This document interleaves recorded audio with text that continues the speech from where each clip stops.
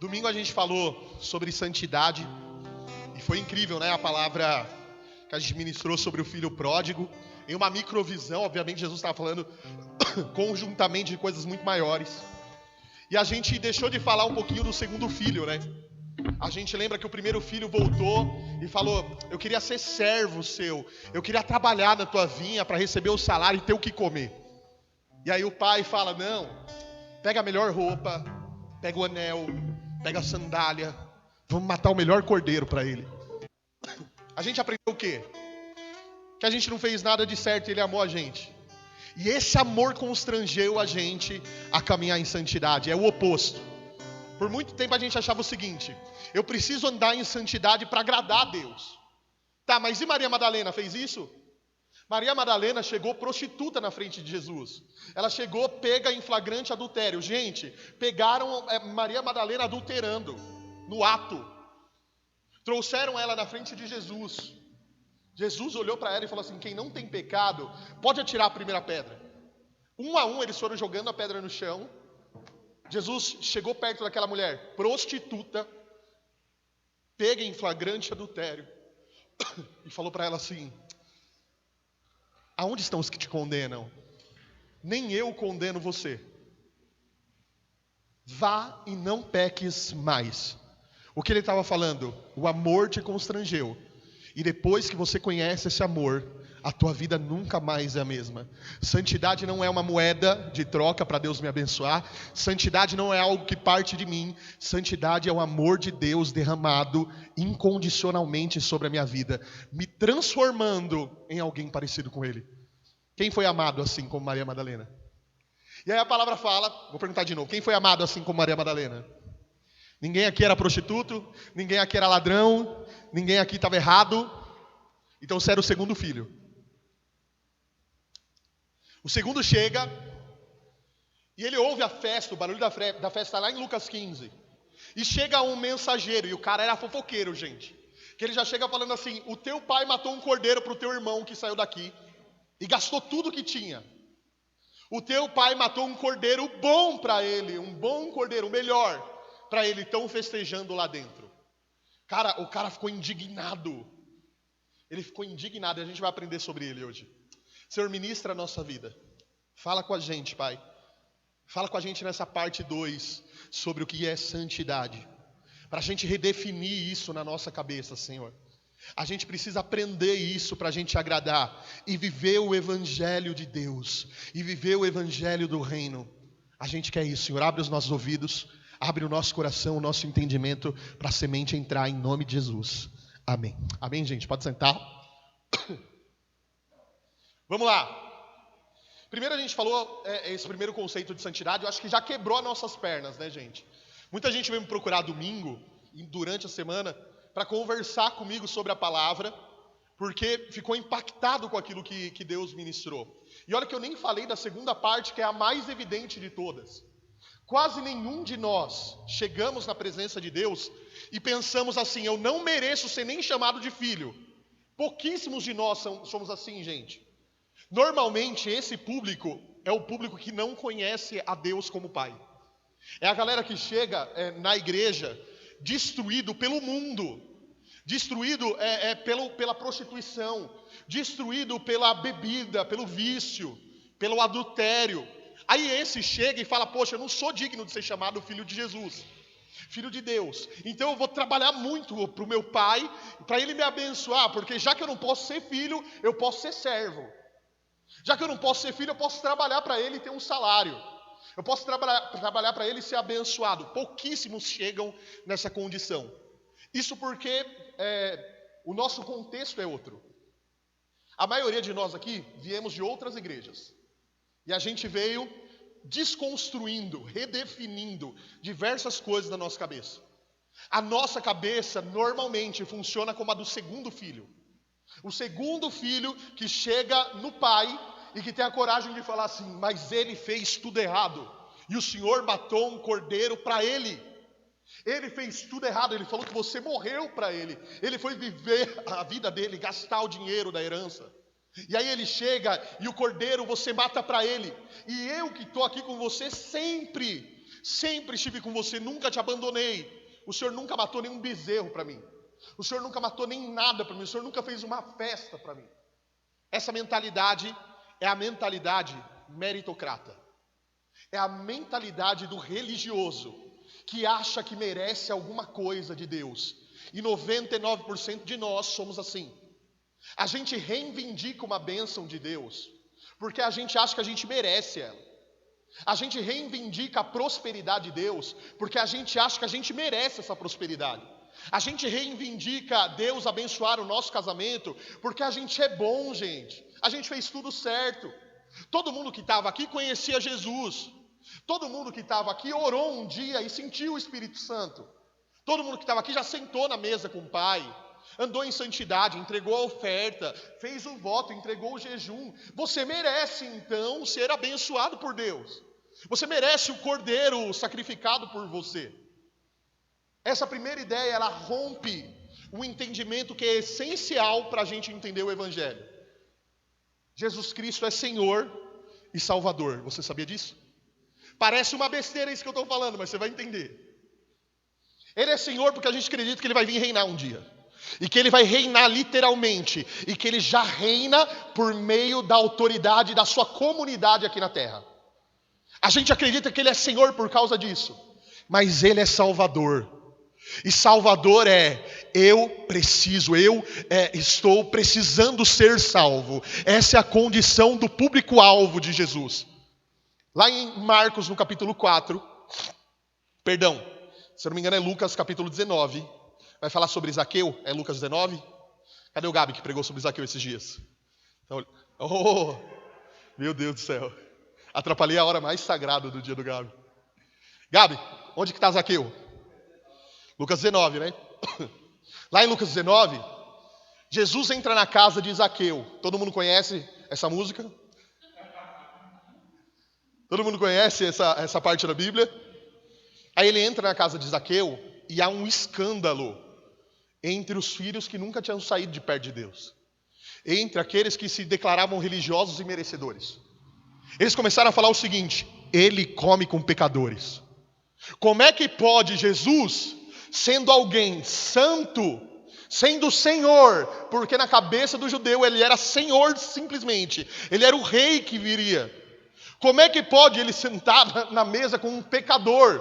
Como é que ele pode deixar uma prostituta lavar os pés dele com cabelo? Como é que ele pode chamar Mateus, que é cobrador de impostos? Como é que ele pode sentar no meio dos caras que são normais e se dizer Senhor? É que eles não entendiam o atributo de Salvador que Jesus veio. E aí Jesus abre a boca dele falando o seguinte: eu vim para aqueles que precisam de salvação. Alguém que precisa de salvação é alguém que necessariamente não merece nada. Alguém que precisa de salvação é alguém que está rendido, clamando por um Salvador. É alguém que entende o tamanho da sua culpa e pecado. E quando olha para a cruz, conjuntamente com o amor que ele enxerga em Cristo sendo entregue na cruz, ele enxerga também o tamanho da sua culpa que foi colocado sobre Jesus naquela cruz.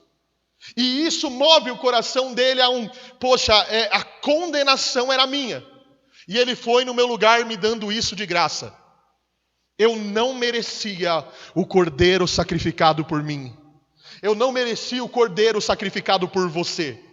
Eu não merecia absolutamente nada do que Deus tinha para me oferecer. Mas essa mentalidade é a mentalidade que nos rouba hoje. Então essa mentalidade, ela nos trouxe uma cabeça que trata Deus como moeda de troca, que trata tudo que se gira em torno de Deus como troca. Então é assim, se eu faço, conto uma bênção, sei lá, ganhei muito dinheiro num contrato que eu fechei. Amém? Aí, glória a Deus por isso. Alguém pode chegar em mim e falar assim: o que você fez para você ser abençoado e Deus abrir essa porta e mudar a tua vida nesse contrato? Você orou quantas vezes? Quantas ofertas você entregou? Qual que é a tua frequência na igreja? Qual que é o método que você tem? E o que você fez para merecer isso? E aí dentro da nossa mentalidade é o seguinte: alguém que é abençoado é alguém que merece ser abençoado.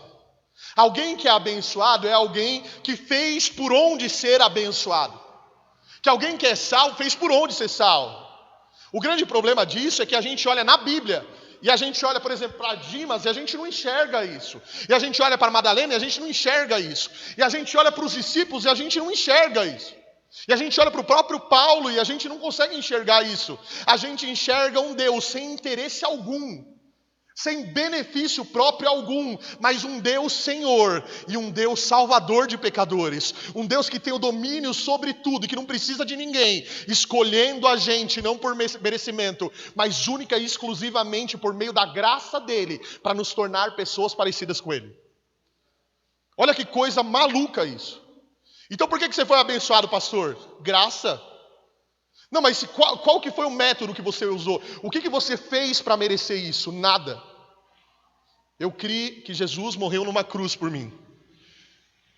Eu criei que Ele é autor e também consumador da minha fé.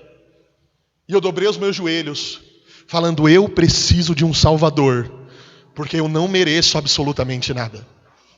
Amém? Então essa crença, ela precisa sair da gente, porque ela nos torna pessoas ingratas. É a primeira coisa que a gente precisa perceber dentro dela. Porque se eu mereço e faço por merecer, a quem eu tenho que agradecer? Quem recebe a glória por isso? Eu fiz por merecer. Eu fui bom e fui salvo. A quem eu tenho que glorificar com isso? Eu mesmo. Porque se eu fiz e tenho mérito nisso, sou eu o responsável por isso. Logo eu não preciso de Cristo crucificado para complementar ou para me salvar, porque eu sou bom o suficiente para isso. Só que aí eu recebo glória por isso. Só que aí eu tenho que falar, graças a mim eu consegui isso. Graças ao que eu fiz, ao meu esforço eu consegui isso. Graças ao meu esforço eu mudei o meu casamento. Graças ao meu esforço eu ganhei esse dinheiro. Graças ao meu esforço. Só que o lance disso tudo, gente, presta atenção no que eu vou te dizer. Aquele que se sente alguém que não merece, agraciado, é alguém que sabe ser grato. Sabe por que tem tanta gente frustrada hoje na igreja? Porque acha que merece. Aí frustra com Deus. E fica pensando, poxa, Deus não é comigo. Deus não faz por mim, porque eu fiz o jejum e não deu certo. Quem já colocou pedido em jejum aqui? E fez jejum? Pode levantar a mão, gente. Você nunca?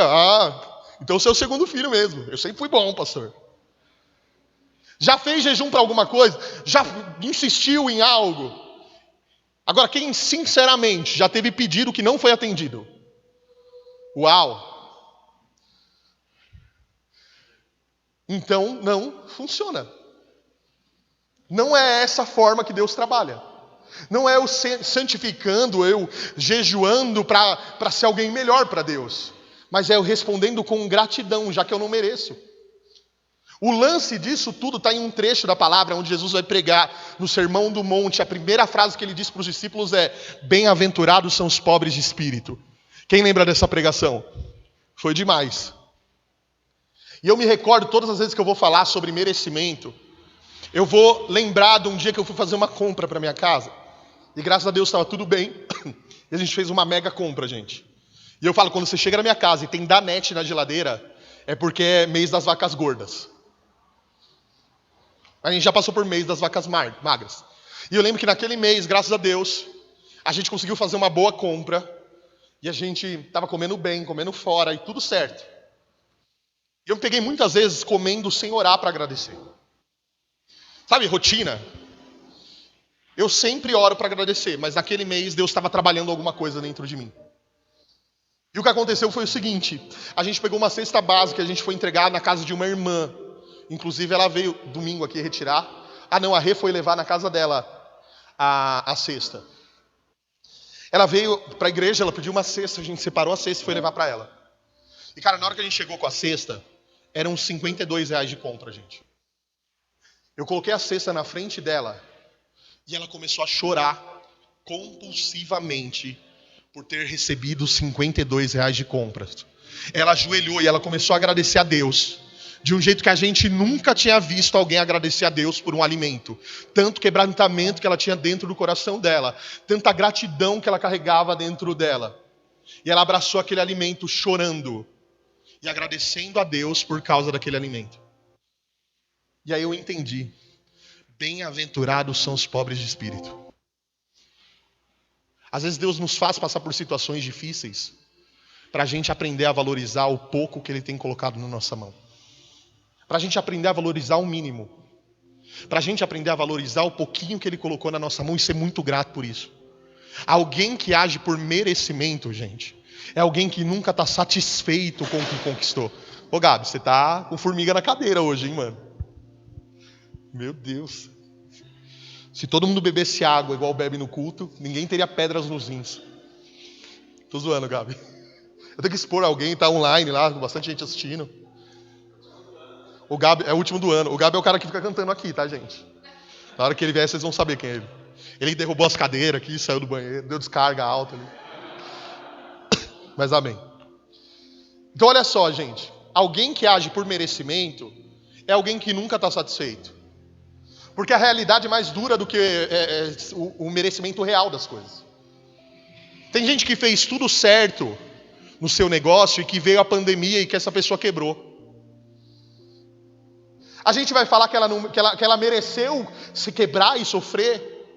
Se ela fez tudo certo? É porque não tem a ver com isso, gente. O sol nasce sobre justos e ímpios. Existem coisas que dão erradas para pessoas que fazem tudo certo e também para pessoas que fazem tudo errado. Existem coisas que dão certo para pessoas que fazem tudo errado e também para pessoas que fazem tudo certo. Vamos parar para pensar. Você conhece alguém que fez tudo errado a vida inteira e que hoje tem dinheiro? E que talvez tenha a vida que você almeja.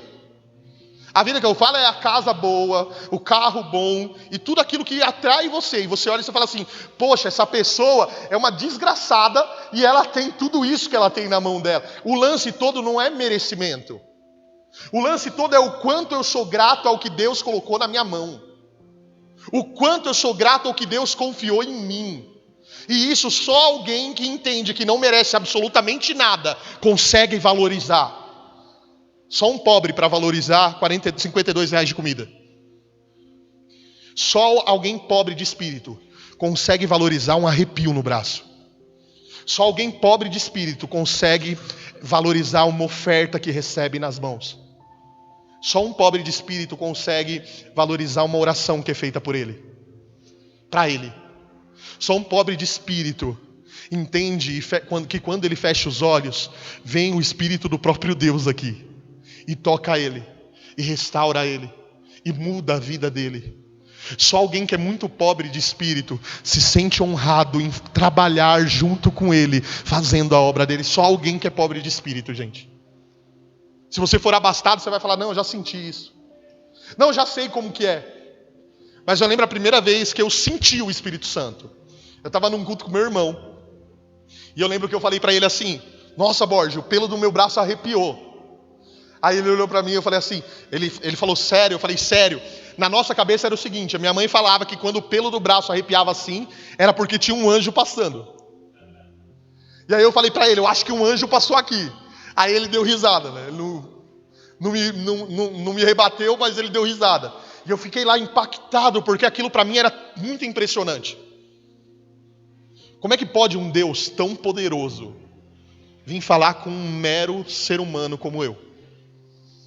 Como é que pode um ser que existe desde o princípio, que construiu tudo pelo poder da tua palavra, que tem soberania sobre cada segundo da nossa vida e controle sobre as coisas mais íntimas que acontecem com a gente, que poderia estar ocupado com 1 milhão de coisas, com a organização do mundo, com a fome na África, ele poderia estar ocupado com as crises humanitárias, mas ele vem até aqui falar com um indivíduo.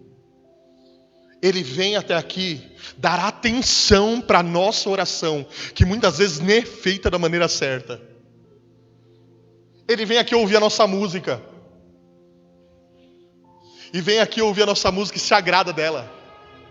Só um pobre de espírito consegue perceber isso. Cara, aquele filho estava tão perdido quanto o outro que foi embora. Porque ele não entendeu que o que ele fazia não importava. O pai estava junto com ele, ele era dono junto com o pai. O pai fala assim, tudo que eu tenho é seu, filho. Você está chorando por causa do cordeiro que eu matei para ele, mas o cordeiro que eu matei para ele é seu também. Entra na festa e desfruta. Não, eu não vou desfrutar porque alguém que não merecia recebeu. E eu que mereço não recebi nada. Eu que mereço, a minha vida está do jeito que está. E alguém que não merece está vivendo a graça de Deus. Eu não posso admitir isso dentro de mim. E a gente mata o desfrutar. E a gente mata o conhecer intimamente o Pai. Para mim, os 2 filhos estavam perdidos. O que estava dentro estava tão perdido quanto o que foi embora. O que estava dentro estava tão perdido. E continuou, permaneceu perdido. Sabe por quê, gente? A história não acaba, é lindo isso. Quando você lá, ela termina aí. E eu acho que é Jesus falando o seguinte pra gente. Eu estou deixando o final dessa história na tua mão. Você vai ser o filho que vai entrar e vai desfrutar do que eu tenho para você. E que vai entender que eu sou pai. Ou você vai ser o cara que acha que merece as coisas e que vai ficar de bico porque eu abençoo quem eu quero, porque eu faço do jeito que eu quero e eu não dependo de você para absolutamente nada. Para você é uma honra trabalhar comigo. Qual dos 2 você vai ser? A festa não terminou, ela continuou. E a palavra ela encerra com um menino falando: eu fiz tudo certo, pai, e nunca tive um cordeiro. Eu fiz tudo certo e nunca tive um cordeiro. O pai respondendo: mas tudo que está aqui é seu, filho. Tudo que está aqui é seu. A primeira parte a gente viu alguém que achava que era servo, mas era filho. A segunda a gente acha um filho que acha que é soberano, mas que na verdade é filho também. Sabe qual que é o maior título que a gente precisa entender mais? E eu chamo de título porque não é nem título, é uma identidade. Você pode ser pastor, mas se você não entende que você é filho, nada vai rolar para você. Você vai achar que você merece. Você pode ser um apóstolo das galáxias, um sumo sacerdote, um semideus, que hoje tem, né? Os bagulho vai indo. Você pode ser isso. Se você não entende que você é filho, cara, não vale nada para você. Eram 2 filhos. Um queria ser servo e o outro queria ser senhor. O pai colocou os 2 no lugar. Mas é engraçado que no último a história não termina, gente. E a gente vai terminar a história do último aqui. Com esses filhos aqui. Falando: eu vou entrar, Senhor, na festa. E eu vou desfrutar o que o Senhor tem para mim. Porque eu estava morto e eu vivi. Porque eu não era ninguém e eu recebi do Senhor uma palavra. Porque nem saber o que o Senhor era para mim, o que o Senhor representava para mim. Eu te tratei com tanta negação.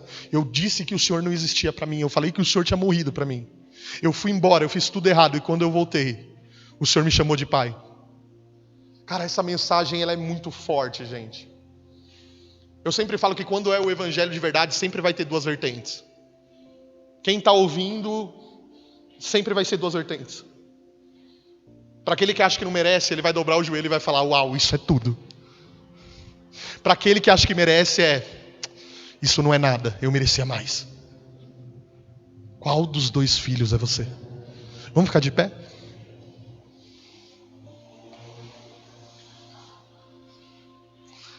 Jesus, a gente quer aprender a ser filho, Pai. Acima de ser pastor, eu quero aprender a ser filho. Acima de ser um administrador da tua igreja aqui, eu preciso aprender a ser filho, Pai. Eu preciso aprender a desfrutar do que o Senhor fez para mim e responder isso. Eu preciso entender, Pai, que eu não mereço absolutamente nada. Que se fosse baseado no meu merecimento, Pai, quantos erros, quantas falhas. O teu padrão é muito alto, eu sou incapaz de sozinho alcançar esse padrão. Mas hoje eu estou clamando por um Salvador na minha vida. Eu preciso de um Salvador. Eu preciso de um Salvador que me liberte, Pai, da escravidão. Eu preciso de um Salvador que transforme a minha vida. Eu preciso de um Salvador que liberte a minha mente pecaminosa, a minha mente corrupta. Eu preciso de um Salvador, Pai, como Zaqueu precisava de um Salvador. Eu preciso de um Salvador, Pai, como Madalena precisava de um Salvador. Eu preciso de um Salvador como Mateus precisava de um Salvador. E o Senhor escolheu só gente assim, Pai. Você era a Madalena. Domingo Deus começou a falar muito forte comigo isso. Cara, fecha os seus olhos, a gente vai fazer isso. Eu estava com os meus olhos fechados aqui. E eu me via no chão, cercado de pessoas com pedras nas mãos. Cercado de pessoas com pedras nas mãos. E quando eu olhava para frente, eu via Jesus escrevendo na areia com o seu dedo. E Jesus falava assim: aquele que não tem pecado, até você que acha que merece, até que você que acha que tem direito de falar de alguém, de apontar, de atacar essa pedra, você que acha que tem esse direito, você faça isso se você não tiver pecado algum. Um a um foi jogando as pedras no chão. E eu era a Madalena. Ele olhou dentro dos meus olhos e falou: aonde estão os que te condenam? Nem eu te condeno. Vá e não peques mais. Ele veio para o que se perdeu, gente. Ele veio para a ovelha que estava perdida. E Ele é o salvador daquele que se perdeu. Graças a Jesus, graças a Deus por Jesus, o nosso Salvador. Era isso que a gente precisava entender desde o começo. Porque Ele veio salvar. Ele veio salvar para quê? Para reinar sobre nós depois. O que Ele veio fazer com Israel? Ele veio reinar sobre Israel. Eles não entendiam naquele momento, gente, que Ele era Salvador. É o mal que acontece com a gente hoje. A gente acha que não precisa de um Salvador. Sabe por que você está aqui hoje? Porque dos pecadores você se encontrou o pior deles. Porque na sociedade você era como um Zaqueu mesmo, que aonde passava as pessoas cuspiam nele. As pessoas chamavam ele de traidor. Cara, se pegarem a tua vida hoje sem filtro e passarem num telão, você vai ser o mais acusado desse mundo. Ele sabe tudo que você faz no secreto. E Ele quer te constranger nesse amor, para a tua vida nunca mais ser a mesma. Só aquele que não merece. Faz a sua oração hoje. Faz a sua oração. Isso está na Bíblia inteira, gente. Os dois ladrões na cruz. Um fala: me tira dessa cruz, porque eu não mereço estar aqui. E o outro fala: a gente merece a cruz, mas tem misericórdia de nós.